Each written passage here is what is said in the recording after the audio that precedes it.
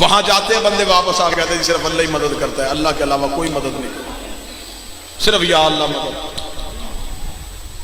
6 سال سعودی عرب کوئی بچہ محنت مزدوری کرنے چلے جائے نا، واپسی میں مفتی بن جاتا ہے، ایک آدھ خاندان کا بیڑا غرق کر دیتا ہے۔ میں جی وہاں رہا ہوں، نہ میں نے وہاں کو ختم دیکھا ہے نہ درود دیکھا ہے، ایسا ہے۔ میں معاشرے کی باتیں کر رہا ہوں، میں کوئی مشکل بات ہے تو میں تمہارے معاشرے کی باتیں کر رہا ہوں۔ تمہارے گاؤں کا ایک بچہ سعودی عرب چلا جائے، وہ 10 سال 5 سال رہ کے واپس آئے، واپس آ کے اس کے حالات دیکھ لیں، اس کو جی فاتحہ اسے کہا ہوتی نہیں، دعائیں مغفرت پہنچتی نہیں، یا رسول اللہ مدد ہے ہی نہیں، یا علی مدد بدعت ہے، ہوتا ہی نہیں، قبروں پہ جانا چھوڑ دیتے ہیں۔ آپ آج آ کے مدینہ منورہ میں دیکھیں، روضہ رسول کی جالی نہیں چومنے دیتی، وہاں پہ انہوں نے شرطے کھڑے کیے ہوئے ہیں، جب وہ بندہ جالی چومنے لگتا ہے، اگر آپ پاکستانی ہیں تو فوراً اردو میں کہیں گے لوہے کی جالی چوم رہے ہو، پڑھے لکھے ہو، جالی تمہیں کیا دے گی؟ واللہ بخدا میں خود گیا ہوں، میں نے اپنے کانوں سے سنا، وہ کھڑے ہو گئے تھے، ماتا محمد تو مر گئے۔ پھر وہ خانہ کعبہ کی طرف ہاتھ کر کے کہتے ہیں وہ زندہ ہے، زندہ کو چھوڑ کے مردوں سے مانگ رہے ہو۔ وہاں پہ گئے، بندے کا دماغ خراب تھا، لیکن حد ہے ان کی منافقت کی، خود روضہ رسول کی جالی نہیں چومنے دیتے اور اپنے سعودی عرب کے بادشاہ کے ہاتھ چومتے ہیں۔ ایک دفعہ ایک شیعہ عالم دین سعودی عرب حج کے لیے گئے، پتہ چلا شیعہ عالم دین ہے، انہوں نے کہا بلاؤ ذرا اس کی توہین کریں، اس کی تضحیق کریں۔ اسے بلایا گیا، بلا کے ایک دعوت کا اہتمام ہوا، جب دعوت کا اہتمام ہوا سعودی بادشاہ اپنے کمرے سے نکل کے آیا تو سارے سرکاری مولویوں نے اس کے ہاتھ چومنے شروع کر دیا۔ جب وہ شیعہ عالم دین کے پاس آیا تو شیعہ عالم دین نے سعودی بادشاہ کے ہاتھ نہیں چومے، انہوں نے اپنے جیب سے چھوٹا قرآن جو سفر میں اپنے پاس رکھتے تھے وہ نکال کے اپنے ہاتھوں پہ کھول کے رکھ لیا۔ جو ہی انہوں نے کھولا اور اپنے ہاتھوں میں رکھا، سعودی بادشاہ نے ان کے ہاتھ میں کھلا قرآن دیکھا، سعودی بادشاہ قرآن کو چومنے کے لیے جھکا، انہوں نے قرآن بند کر دیا۔ سعودی بادشاہ نے قرآن کو باہر سے چوما، جب چوم لیا تو اسی وقت شیعہ عالم دین کا سعودی بادشاہ اتنا بڑا شہنشاہ ہو کہ یہ کون سا جاہل ہو جیسا کام کیا ہے؟ اس نے کون سا کام کیا ہے؟ اس نے کہا یہ تو نے چمڑے کی جلد چوم لی ہے۔ اس نے کہا چمڑا تو نہیں چوما، میں نے تو قرآن چوما ہے۔ انہیں قرآن کھول کر قرآن اندر ہے باہر چمڑا ہے، قرآن اندر ہے باہر چمڑا ہے۔ اس نے کہا میں چمڑا نہیں اندر والا قرآن چوم رہا تھا۔ انہوں نے کہا میں بھی تجھے یہی سمجھانے آیا ہوں، ہم بھی لوہے کی جالی نہیں چومتے، اندر والا رسول چومتے۔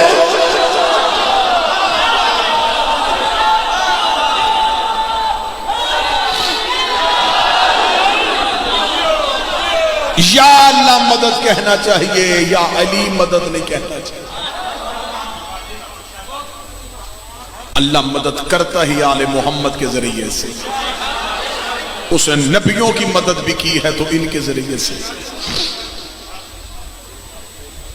لہذا 4 مولویوں کے ضد میں آ کے اپنی قبر برباد نہ کرنا۔ 4 کچی دیواریں ہیں قبر کی،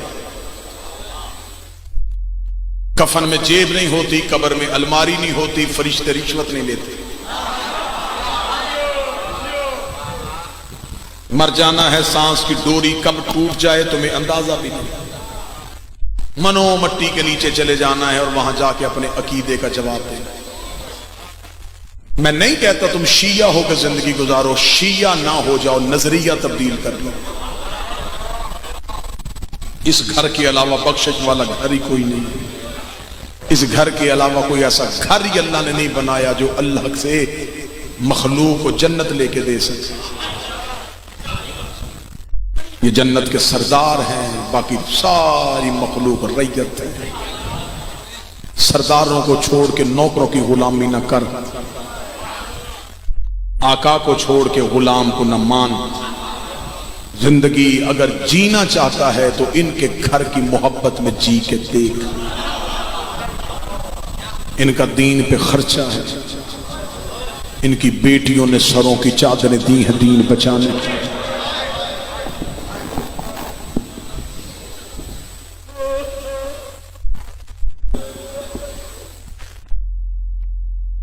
اتنا دین پہ خرچہ کسی نبی کے بیٹے کا نہیں آیا جتنا دین پہ خرچہ علی اور بطول کی شریف بیٹیوں کا۔ مسلمان نے لا الہ گھر کے اندر بیٹھ کے سیکھا، اسے پتہ ہی نہیں دین پہ لگا کیا ہے، اس کا لگا کچھ نہیں، محمد کی اولاد کا بچا کچھ نہیں۔ اگر آزمانا چاہتا ہے کہ حسین کی قربانی کتنی بڑی تھی تو میں تمہیں تمہاری مثال دیتا ہوں، تمہارے مزاج کی مثال دیتا ہوں۔ تم اس شہر میں رہ رہے ہو، شام کے وقت سورج غروب ہو رہا ہو اور کوئی شریف اپنی بیٹیاں بہنیں لے کے سفر باندھ کے سڑک پہ کھڑا ہو، تم اس سے پوچھو کہ تو جو ہمارے شہر کا باسی ہے کہاں جا رہا ہے؟ وہ رو کے کہے اس شہر کے چند بدماش مجھے رہنے نہیں دیتے۔ سر پہ قرآن رکھ کے بتاؤ کیا اسے جانے دو گے؟ فوراً بندے اکٹھے کرو گے، یہ شریف آدمی ہے، اس نے ہمارے شہر میں اچھا ٹائم گزارا ہے، یہ بہنیں بیٹیاں لے کے کیوں اتنا مجبور ہو کے جا رہا ہے؟ تم اپنے شہر میں کسی شریف کو نہیں جانے دیتے۔ آدھی رات تک محمد کا بیٹا مدینے کی گلیوں میں رو رو کے کہتا رہا، نانا تیرے بھرے مدینے سے مجھے روکنے کوئی نہیں۔ نانا مدینہ آباد رہا، حسین وطن چھوڑ کے جا رہا۔ کسی ایک نے بھی نہیں پوچھا کہ حسین آپ کیوں جا رہے ہیں؟ مدینہ کوئی یہودیوں کی بستی تھی، مدینے میں کوئی کافروں کے گھر تھے، مدینہ مسلمانوں کی بستی تھی۔ مدینہ چھوڑا، مشکل ترین کام، اگلا مشکل کام، ماں کی شکل والی بیٹی اونٹ سے روتی اتاری، سغرا رو رو کے کہتی رہی تیرے محمل میں جگہ نہیں، میں پیدل چلی جاتی ہوں۔ یہ بھی حسین کے لیے مشکل ترین کام، بیٹی روتی چھوڑ۔ مکے میں آ کے عین حج کے وقت احرام کو عمرے کی نیت کر کے چلے جائیں گے، یہ بھی حسین کے لیے مشکل ترین کام۔ ابھی ایک دن اور نہیں گزرا یا بھائی کی شہادت کی خبر مل گئی۔ میرا سلام ہے ان شیعوں پہ جنہوں نے کل عید کالے کپڑوں میں کی ہے۔ بندے ہم سے پوچھتے ہیں شیعہ عید کیوں نہیں کرتے؟ مسلمانوں کی دونوں عیدیں سیدوں کی کوفہ کھا گیا۔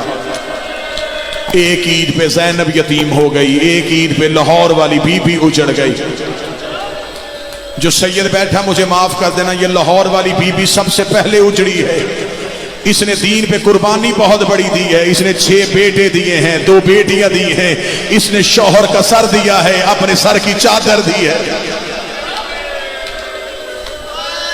اس نے صرف اور صرف بیٹے نہیں دیے، اس نے کربلا میں بیٹی بھی دفنائی ہے۔